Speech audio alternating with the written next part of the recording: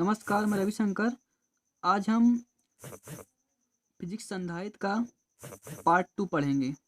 Part 2 में जो topic है, कुछ सीजीएस यूनिट के बारे में हम जानेंगे। तो इम्पोर्टेंट सीजीएस यूनिट यानी कि महत्वपूर्ण सीजीएस पद्धति में मात्रक। तो 1 कूलाम बराबर होता है 3 × 10⁹ स्टैट कूलाम, और 1 वोल्ट बराबर 1/300 स्टैट वोल्ट, और 1 फैरेड बराबर 9 × 10⁻11 स्टैट फैरेड। तो ये कुछ सीजीएस मात्रक की यूनिटें हैं जो बहुत ही इम्पोर्टेंट हैं। इनको आप अच्छे से रिवीजन करके याद कर लें। तो अगला पॉइंट है विलगित गोली चालक की धारिता, या तो गोली चालक की धारिता। तो जैसा कि ये ग्राफ दिखाया गया है कि ये कोई गोला है जिसकी त्रिज्या r है, इसका केंद्र O है। माना प्लस q आवेश तथा r त्रिज्या का कोई गोली चालक है। प्लस q आवेश के कारण गोली चालक पर उत्पन्न विभव। अब जब हम किसी चालक पर किसी स्रोत द्वारा उसको आवेशित करेंगे तो उसके पृष्ठ पर एक समान रूप से आवेश वितरित हो जाएगा। अब उसके केंद्र से उसकी परिधि की दूरी r है, तो उसका जो विभव होगा वो होगा v बराबर 1/4πε0 q/r। अब इतने की वैल्यू 9 × 10⁹ होती है, तो ये इंटू में आ जाएगा, बट्टे में r। तो इसको हम मान लेंगे इक्वेशन नंबर 1। अब चालक की धारिता का सूत्र आप पढ़ चुके हैं कि C बराबर q/v होता है। तो समीकरण 1 व 2 से, यानी कि समीकरण 2 में समीकरण 1 से v की वैल्यू इतनी उठाकर यहाँ पर रख दें तो ये q से q कैंसिल हो जाएगा और ये r ऊपर पहुँच जाएगा।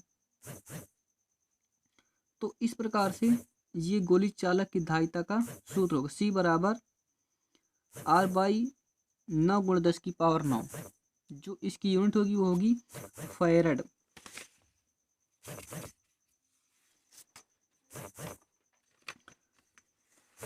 अब इसको प्रभावित करने वाले जो कारक है, यानी गोली चालक की धारिता को प्रभावित करने वाले कारक, गोली चालक की धारिता त्रिज्या के अनुक्रमानुपाती होती है।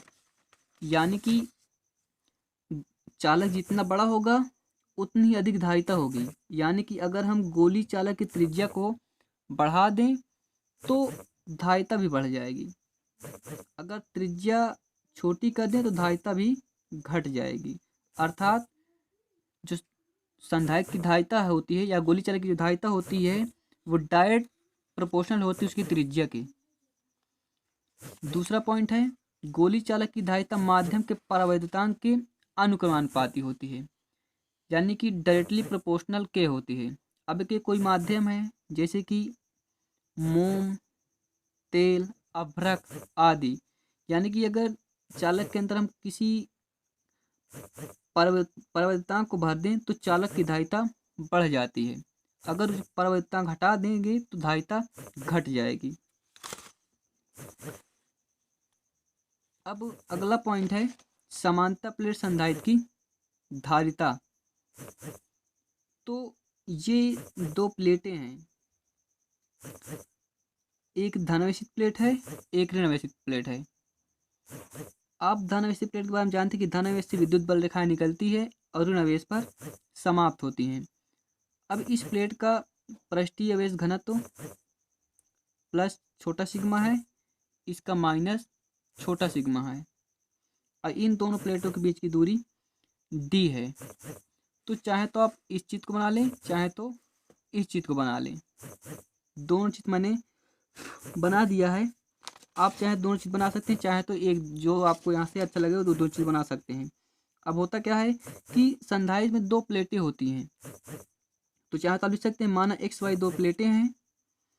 अब x प्लेट पर प्लस q आवेश तथा y प्लेट पर माइनस q आवेश तथा पृष्ठ घनत्व प्लस छोटा सिग्मा और माइनस छोटा सिग्मा है। x प्लेट को स्रोत द्वारा जोड़ देते हैं तो इसके आंतरिक बिंदु पर धन आवेश तथा प्रेरण द्वारा दूसरी प्लेट पर माइनस आवेश उत्पन्न हो जाता है और दूसरी प्लेट वायु को पृथ्वी से संबंधित कर देते हैं, जिससे ये इलेक्ट्रॉन पृथ्वी पर चले जाते हैं। इन दोनों प्लेटों के बीच की दूरी d है। तो इस प्रकार से यहाँ से आप इसकी भाषा लिख सकते हैं। रिलेटिव भाषा कोई महत्वपूर्ण होती नहीं है, लेकिन चाहे तो आप यहाँ से इस भाषा को लिख सकते हैं।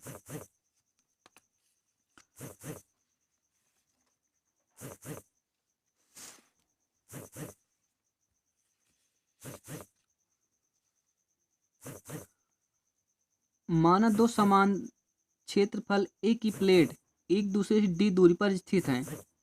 यदि प्लेटों पर पृष्ठ आवेश घनत्व छोटा सिग्मा तथा कुल आवेश q हो, तो उसका जो पृष्ठीय आवेश होगा वो होगा q/a। तो इसको इक्वेशन नंबर 1 मान लो।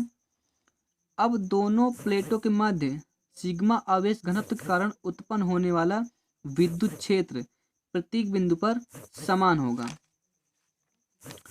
क्यों? अब क्योंकि आपको पता है कि धन आवेश से विद्युत बल रेखाएं निकलती हैं और माइनस पर समाप्त होती हैं।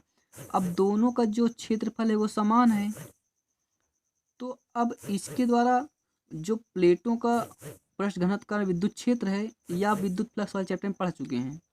जो सूत्र होता है वो होता है E बराबर सिग्मा बाई 2 एप्सिलॉन नॉट। तो अब जो एक प्लेट पर विद्युत क्षेत्र होगा वो होगा E बराबर छोटा सिग्मा 2 एप्सिलॉन नॉट। अब दूसरी प्लेट पर जो होगा वो होगा E2 बराबर 2 सिग्मा एप्सिलॉन नॉट, क्योंकि दोनों के एरिया क्षेत्रफल समान है। अब इन दोनों को जोड़ोगे तो होगा क्या, E बराबर छोटा सिग्मा 2 एप्सिलॉन नॉट प्लस छोटा सिग्मा 2 एप्सिलॉन नॉट। अब हर बराबर अंश को जोड़ दोगे, 2 सिग्मा और 2 एप्सिलॉन नॉट, 2 से 2 कैंसिल हो जाएगा, तो हाँ आ जाएगा E बराबर सिग्मा एप्सिलॉन नॉट। तो चाहे तो आप इसको सब इक्वेशन मान सकते हैं, चाहे तो यहाँ पर डायरेक्ट भाषा लिख करके लिख सकते हैं। तो वैसे मैंने किया है कि प्रत्येक बिंदु पर विद्युत क्षेत्र का मान समान होगा। ये हो जाएगा इक्वेशन नंबर 2। अब समीकरण एक ही समीकरण 2 में जी छोटा सिग्मा स्थान पर q/a लिख सकते हैं। ये हो जाएगा समीकरण नंबर 3। अब प्लेटों के मध्य नियत विद्युत क्षेत्र के कारण उत्पन्न विद्युत विभवांतर, तो V बराबर E इंटू डी। अब E के स्थान पर समीकरण 3 से आप समीकरण 4 में मान रख सकते हैं। तो समीकरण 3 व 4 से V बराबर q/0 इंटू डी। अब इसको इक्वेशन नंबर 5 मान ले। अब समान संधायक की धारिता, संधायक की धारिता को सूत्र होता है C बराबर कुल आवेश बटा कुल विभवांतर।